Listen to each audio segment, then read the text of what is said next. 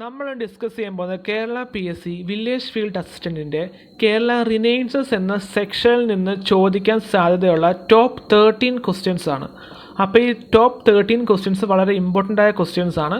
അപ്പോൾ നമുക്ക് ഏതൊക്കെ ക്വസ്റ്റ്യൻസ് ആണെന്ന് നോക്കാം. ഫസ്റ്റ് ക്വസ്റ്റ്യൻ, കേരളത്തിലെ എറണാകുളം ജില്ലയിലെ കാലടി താഴെ പറയുന്നവരിൽ ആരുടെ ജന്മസ്ഥലമാണെന്നാണ് ചോദ്യം. ഇതിൻ്റെ ഉത്തരമാണ് ആദിശങ്കരൻ. അടുത്ത ചോദ്യം, നായർ സർവീസ് സൊസൈറ്റി രൂപീകരിച്ച വർഷം എന്നാണെന്നാണ്. ഇതിൻ്റെ ഉത്തരമാണ് 1914. അടുത്ത ചോദ്യം, കേരളത്തിലെ ഏക സീതാദേവി ക്ഷേത്രം സ്ഥിതി ചെയ്യുന്നത് എവിടെയാണെന്നുള്ളതാണ്. ഇതിൻ്റെ ഉത്തരമാണ് പുൽപ്പള്ളി. ഈ പുൽപ്പള്ളി എന്ന് പറയുന്നത് സ്ഥിതി ചെയ്യുന്നത് നമ്മുടെ വയനാട് ഡിസ്ട്രിക്റ്റിലാണ്. അടുത്ത ചോദ്യം, ചട്ടമ്പി സ്വാമിയുടെ യഥാർത്ഥ പേർ എന്തായിരുന്നു? ഇതിൻ്റെ ഉത്തരമാണ് കുഞ്ഞൻ പിള്ള. അടുത്ത ചോദ്യം, SNDP യോഗം രൂപീകരിച്ച വർഷം എന്നാണ്. ഇതിൻ്റെ ഉത്തരമാണ് 1903. അടുത്ത ചോദ്യം, തൈക്കോട് അയ്യ സ്വാമി ക്ഷേത്രത്തിലെ പ്രതിഷ്ഠ നമ്മുടെ ശിവനാണ്. അടുത്ത ചോദ്യം, ശ്രീനാരായണ ഗുരു ആലുവയിൽ അദ്വൈതാശ്രമം സ്ഥാപിച്ച വർഷം എന്നാണെന്നാണ് ചോദ്യം. ഇതിൻ്റെ ഉത്തരമാണ് 1913. അടുത്ത ചോദ്യം, ഇസ്ലാം ധർമ്മ പരിപാലന സംഘം സ്ഥാപകൻ ആരാണെന്നാണ്. ഇതിൻ്റെ ഉത്തരമാണ് വാക്കം മൗലവി. അടുത്ത ചോദ്യം, മാതൃഭൂമി പത്രം തുടങ്ങിയതാര്? ഇതിൻ്റെ ഉത്തരമാണ് KP കേശവ മേനോൻ. അടുത്ത ചോദ്യം, ആരാണ് കല്ലുമല സമരത്തിൻ്റെ നേതാവ്? ഇതിൻ്റെ ഉത്തരമാണ് അയ്യങ്കാളി. അടുത്ത ചോദ്യം, ഡോക്ടർ പൽപ്പു ജനിച്ച സ്ഥലം എവിടെയാണെന്നാണ്. ഇതിന് ഉത്തരമാണ് പേട്ട. പേട്ട എന്ന് പറയുന്നത് നമ്മുടെ ട്രിവാൻഡ്രം ഡിസ്ട്രിക്റ്റിലാണ്.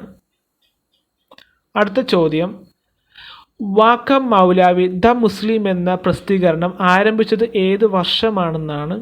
ഇതിൻ്റെ ഉത്തരമാണ് 1906. അടുത്ത ചോദ്യം, ശാരദ ബുക്ക് ഡിപ്പോയുടെ സ്ഥാപകൻ ആരാണ്? ഇതിൻ്റെ ഉത്തരമാണ് കുമാരനാശാൻ. നെക്സ്റ്റ് ക്വസ്റ്റ്യൻ, പുരാതന കാലത്ത് പെരാർ എന്നറിയപ്പെടുന്ന നദി ഏതെന്നാണ്. ഇതിൻ്റെ ഉത്തരമാണ് ഭാരതപ്പുഴ.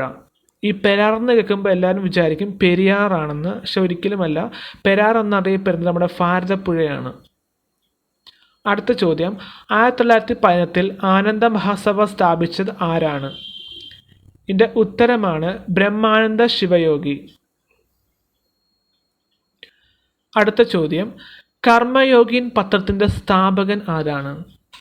ഇതിൻ്റെ ഉത്തരമാണ് അരബിന്ദോ ഘോഷ്. അടുത്ത ചോദ്യം, KM പണിക്കരുടെ ചരിത്ര നോവൽ കേരള സിംഹം ആരെ അടിസ്ഥാനമാക്കിയാണ്? ഇതിൻ്റെ ഉത്തരമാണ് പഴശ്ശിരാജ. അടുത്ത ചോദ്യം, കേരളത്തിൽ ഏറ്റവും കുറവ് മഴ ലഭിക്കുന്ന സ്ഥലം എവിടെയാണെന്നാണ്. ഇതിൻ്റെ ഉത്തരമാണ് ചിന്നാർ. അടുത്ത ചോദ്യം, കേരളത്തിലെ ആദ്യത്തെ സാമൂഹ്യ പരിഷ്കർത്താവ്, അതായത് first social reformer in Kerala എന്നറിയപ്പെടുന്ന ആരെയാണെന്നാണ്. ഇതിൻ്റെ ഉത്തരമാണ് തൈക്കോട് അയ്യ. അടുത്ത ചോദ്യം, ആധുനിക തിരുവിതാംകൂറിലെ രാഷ്ട്രീയ പ്രസ്ഥാനത്തിൻ്റെ പിതാവ് എന്നറിയപ്പെടുന്നത് ആരെയാണെന്നാണ്. The father of political movement in modern Travancore. ഇതിൻ്റെ ഉത്തരമാണ് G പരമേശ്വരൻ പിള്ള. അടുത്ത ചോദ്യം, ക്ഷേത്രപ്രവേശന വിളംബരം പുറപ്പെടുവിച്ച ഏത് വർഷമാണ്? ദ ടെമ്പിൾ എൻട്രി പ്രൊക്ലമേഷൻ ഏത് വർഷമാണ് നടന്നതെന്നാണ് ചോദ്യം. ഇതിൻ്റെ ഉത്തരമാണ് നവംബർ 12, 1936. അടുത്ത ചോദ്യം, യോദ്ധാവായ പഴശ്ശിരാജയുടെ യുദ്ധക്കളം എവിടെയായിരുന്നു? The warfield of Pazhassi Raja. ഇതിൻ്റെ ഉത്തരമാണ് പുരളിമല. അടുത്ത ചോദ്യം, ഹാദി ഭാഷയുടെ രചയിതാവ് ആരാണ്? ഇതിൻ്റെ ഉത്തരമാണ് ചട്ടമ്പി സ്വാമികൾ. അടുത്ത ചോദ്യം, കേരളത്തിലെ ഏറ്റവും വലിയ ജലവൈദ്യുത പദ്ധതി ഏത് ജില്ലയിലാണെന്നുള്ളതാണ്. ഇതിൻ്റെ ഉത്തരമാണ് ഇടുക്കി. അടുത്ത ചോദ്യം, ഏറ്റവും നീളം കുറഞ്ഞ തീരപ്രദേശമുള്ള ജില്ല ഏതെന്നാണ്. ഇതിൻ്റെ ഉത്തരമാണ് കൊല്ലം. അതുപോലെ തന്നെ ഏറ്റവും നീളം കൂടിയ തീരപ്രദേശമുള്ള ജില്ല ഏതാണെന്ന് ചോദിച്ചാൽ അതിന് ഉത്തരമാണ് കണ്ണൂർ ജില്ല. അടുത്ത ചോദ്യം, അരയവംശ പരിപാലന യോഗത്തിൻ്റെ സ്ഥാപകൻ ആരാണെന്നാണ്. ഇതിൻ്റെ ഉത്തരമാണ് വേലുക്കുട്ടി അരയാർ. അടുത്ത ചോദ്യം, കേരള ഹൈക്കോടതിയിലെ ആദ്യത്തെ ചീഫ് ജസ്റ്റിസ് ആരായിരുന്നു? ഇതിൻ്റെ ഉത്തരമാണ് KT കോശി. അടുത്ത ചോദ്യം, തിരുവിതാംകൂർ ദേവസ്വം ബോർഡിൻ്റെ ആദ്യ പ്രസിഡന്റ് ആരെന്നാണ്. ഇതിൻ്റെ ഉത്തരമാണ് മന്നത്ത് പത്മനാഭൻ.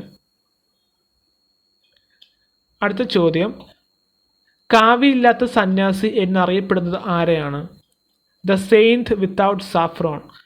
നമ്മുടെ ചട്ടമ്പി സ്വാമികളാണ് ഇതിൻ്റെ ഉത്തരം. അടുത്ത ചോദ്യം, സ്വദേശാഭിമാനി പത്രം സ്ഥാപിതമായ ഏത് വർഷമാണെന്നാണ്. ഇതിൻ്റെ ഉത്തരമാണ് 1905. അപ്പം ഇത്രയാണ് കേരള റിനൈൻസസിൽ ചോദിക്കാവുന്ന ടോപ്പ് 13 ക്വസ്റ്റ്യൻ. ഇത് പാർട്ട് 1 ആണ്. പാർട്ട് 2 ഉടനെ അപ്ലോഡ് ചെയ്യുന്നതായിരിക്കും. അപ്പം നിങ്ങൾക്ക് ഈ നോക്കിയതിൽ എന്തെങ്കിലുമൊക്കെ ഡൗട്ട് ഉണ്ട് എന്നുണ്ടെങ്കിൽ താഴെ കൊടുത്തേക്കുന്ന വാട്സപ്പ് നമ്പറിൽ മെസ്സേജ് അയയ്ക്കുക. അതുപോലെ ഈ ഫയൽ നിങ്ങൾക്ക് ആവശ്യമുണ്ട് എന്നുണ്ടെങ്കിൽ ഞാൻ താഴെ ലിങ്ക് കൊടുത്തേക്കാം. നിങ്ങൾക്ക് ഈ ഒരു ഫയൽ കയറി ഡൗൺലോഡ് ചെയ്യാവുന്നതാണ്. അപ്പം ഈ വീഡിയോ നിങ്ങൾക്ക് ഇഷ്ടമായിട്ടുണ്ട് എന്നുണ്ടെങ്കിൽ നിങ്ങൾ ലൈക്ക് ചെയ്യുക. ഒപ്പം ചാനൽ സബ്സ്ക്രൈബ് ചെയ്തിട്ടില്ല എന്നുണ്ടെങ്കിൽ ചാനൽ സബ്സ്ക്രൈബ് ചെയ്യുക.